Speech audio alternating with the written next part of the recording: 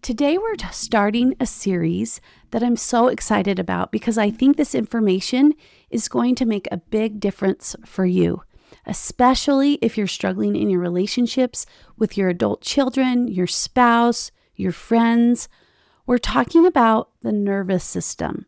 And I know this might sound clinical or boring or something like you've learned in high school and you instantly forgot, but stay with me because understanding how your nervous system actually works is the missing piece that explains so much. Why do you say the things you don't mean when you're upset? Why can't you stay calm in certain conversations no matter how hard you try? Why does your daughter's text message send you into a spiral? Why do you shut down when your spouse brings up difficult topics? It's not because you're a bad person. It's not because you don't love your family enough. And it's not even a faith issue. It is your nervous system doing exactly what it was designed to do, trying to keep you safe. So today, I'm going to walk you through what's actually happening in your brain and your body when you get activated or triggered. And I promise by the end of this episode, you're going to understand yourself so much better. And understanding is always the first step towards change. So let's dive in. Hello, my friends. Welcome to the Seasons of Joy podcast. This is episode 183, entitled Why You Keep Reacting the Way You Do. I'm so glad you're here. Over the last 3 months, I have been part of a certification program on the nervous system with Leah Davidson, and it has been so informative and powerful. Intuitively, I knew that there was more nuance to the coaching model that I use with my clients. I even have a podcast episode entitled Your Context Filter. And in that episode and others, I talk about a lens or filter through which we see the world and how we interact with each other. One of my coaches, Amy Gianni, has called that the context filter. And it is made up of things like your past, how you were raised in your family of origin, your race, your gender, your culture, your religious and political beliefs, your economic status, and it also includes your emotions and the state of your nervous system. All of this shapes your unique lens and affects how you interact with others and how you show up in the world. Through this certification, I have been learning what a big piece of the context filter that our nervous system plays. This is why I wanted to do a few episodes on how the nervous system works and how to build nervous system resilience, because I believe it's so important to understand. Before we get into the how, however, let me tell you why this is worth your time. There are 3 big reasons understanding your nervous system is absolutely crucial. The first reason is that sometimes we just get stuck in patterns from the past, stuck in trauma responses, stuck in chronic stress. And when we learn how our nervous system works, we can actually get unstuck. We can move forward. I work with many women who say things like, I know I should be over this by now, or why can't I just let this go? And what they don't realize is that their nervous system is stuck. It's not a character flaw. It's not a weakness. It's just how their body learned to protect them based on their past experiences. The second reason is understanding your nervous system builds your capacity, your ability to handle hard conversations, difficult emotions, daily stress. All of that can grow. You're not stuck with the capacity that you have right now. You can actually widen your zone of resilience. And the third reason is it prepares you for what's coming.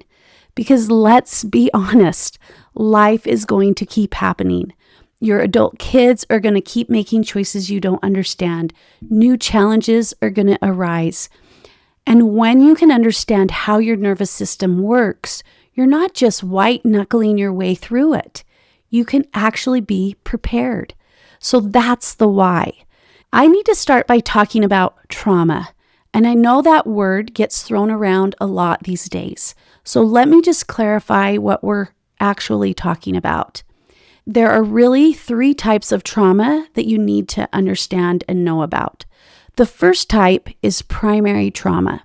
This is when something happens directly to you that overwhelms your ability to cope or handle things.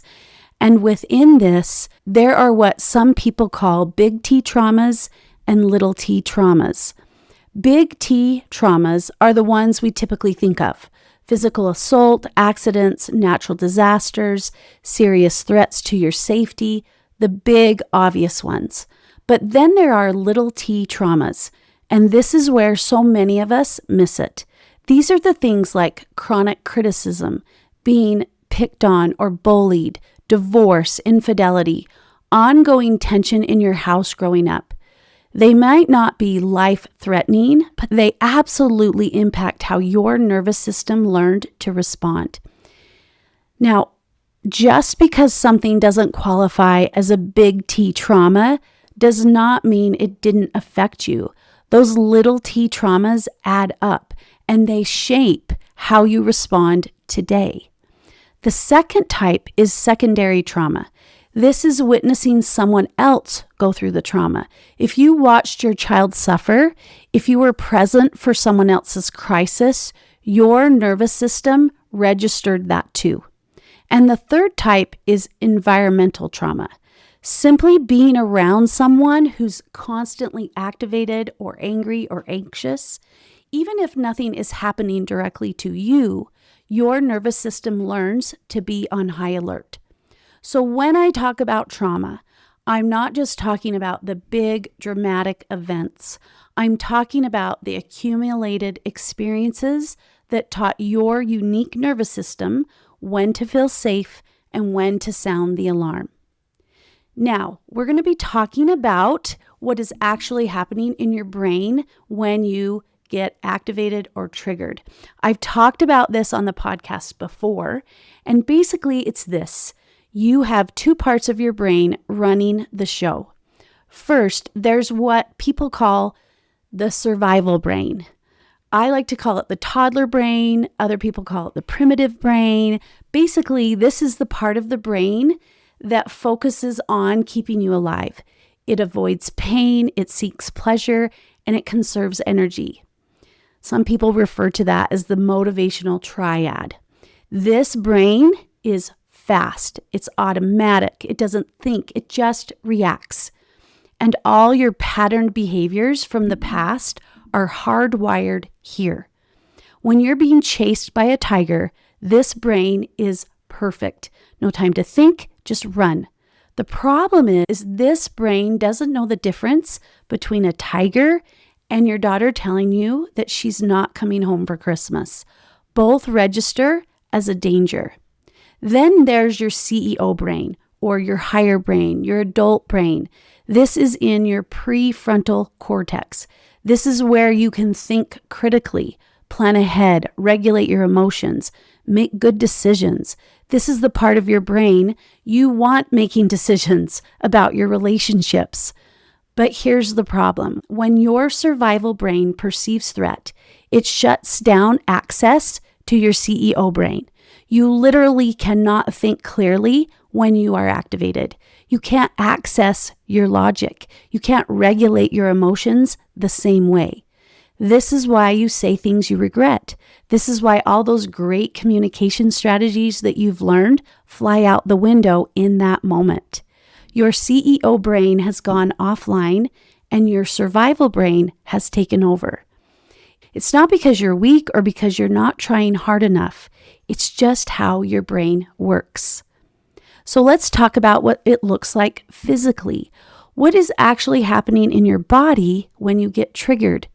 Well, your heart rate increases, your blood pressure goes up, your breathing gets rapid and shallow, your muscles tense up, you might even start sweating, your digestion shuts down because your body is like, we don't have time to digest food right now, we need to run.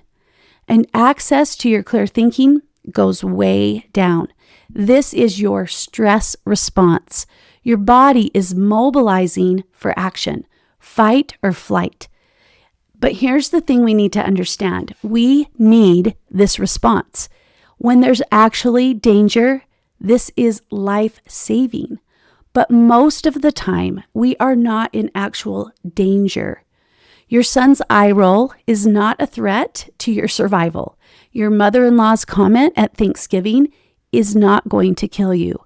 Your body doesn't know the difference, though. It just knows perceived threat, activate protection mode. And if this stress response is getting activated too often and you're staying activated too long, it can cause real problems, not just in your relationships, but in your body physically, your cardiovascular system, your digestive system, your immune system, everything gets impacted. So now we're going to get to some really good stuff. And this is where things come together and they click. Your nervous system operates in 3 main states. And understanding these 3 states is going to help you understand yourself and your relationships better.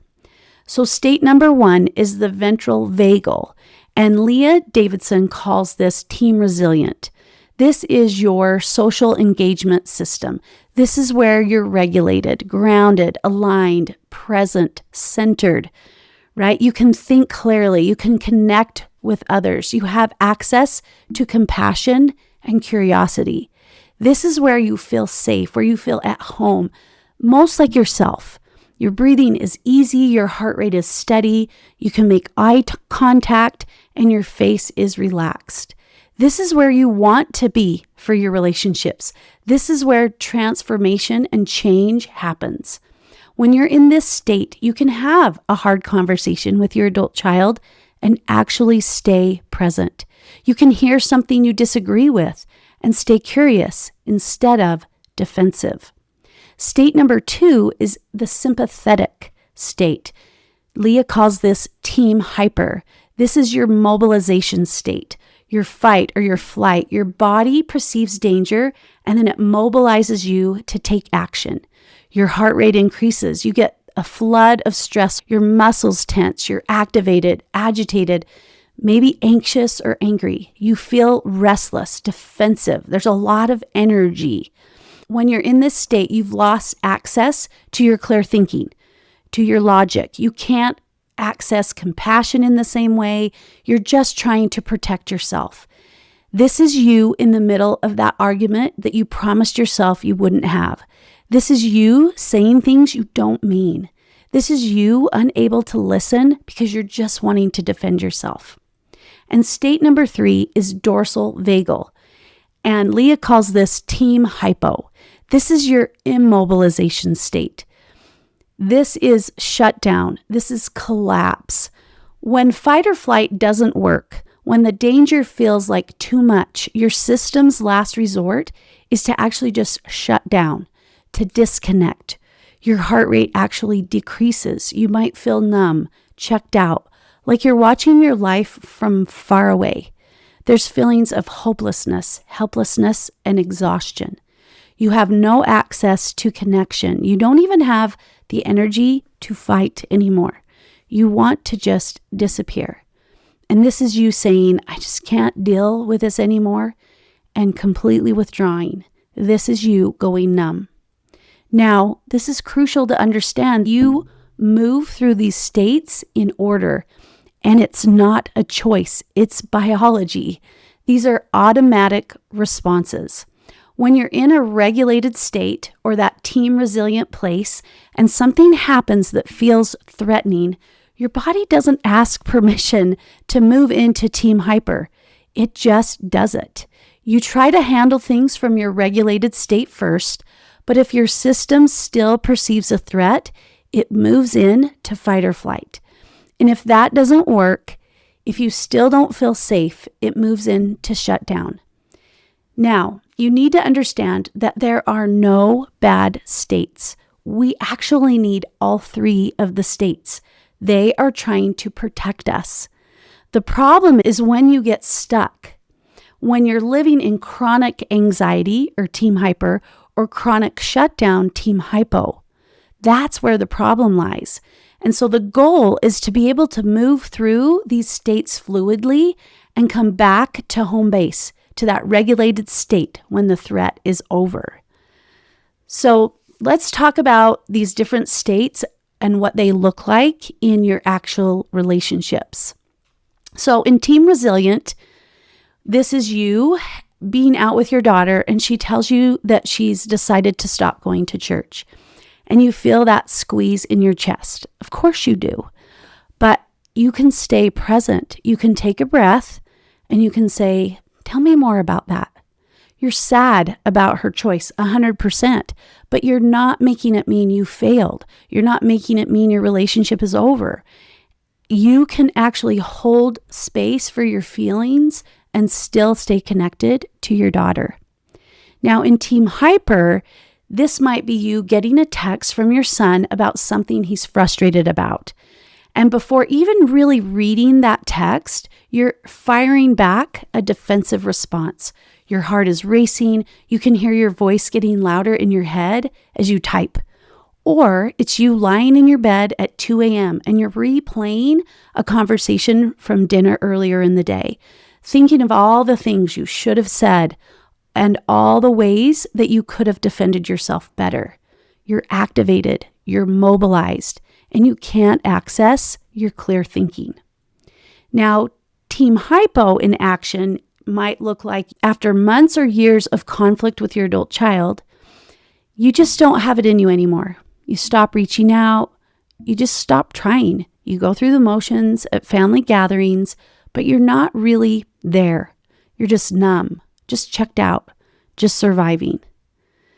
Now, when we can understand that our reactions aren't character flaws, but nervous system responses, this makes such a huge difference in our life and in our relationships, because you can stop beating yourself up for not being able to just stay calm.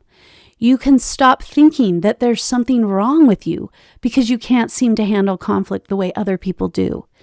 And you begin to realize, oh, my nervous system is doing exactly what it was trained to do based on my past experiences. And now that I understand that, I can start to work with it instead of against it. You can't think your way out of a nervous system response. You can't just choose to stay regulated when your body is screaming danger. But you can learn to recognize what state you're in. You can learn tools to help you shift states. You can build your capacity over time. And that's what we're going to talk about in the next episodes, how to actually build safety and how to regulate your nervous system in the moment and how to grow your capacity over time. Now, I know this is a lot. Your brain might be a little full right now, and that's okay. It's totally normal. That is how I felt as I began to learn this information myself. Here's my invitation for this week. Just start noticing. I think that's my invitation a lot of weeks because awareness is so important. Notice when you feel regulated. When you're in a team resilient state, what does that feel like in your body? Notice when you get activated. When you move into team hyper, what happens in your body? What sent you there? Notice if you ever just shut down. If you move into team hypo, what does that feel like? Just notice. No judgment, not trying to fix it, just awareness. Because awareness is always the first step. Now, next episode, we are going to talk about how to build safety, which is the foundation for everything else. We're going to talk about creating your safety anchor and the fundamentals that support your nervous system. But for now, just notice, pay attention to your body and start recognizing when you're in these different states. And if you're finding this helpful, I would love to hear from you. You can find me on Instagram at seasons_coaching or at my website, seasons-coaching.com. And if you want to dive deeper into this work with personalized support, that's exactly what I help women do in my coaching practice. Until next time, remember, your nervous system is not your enemy. It's just trying to protect you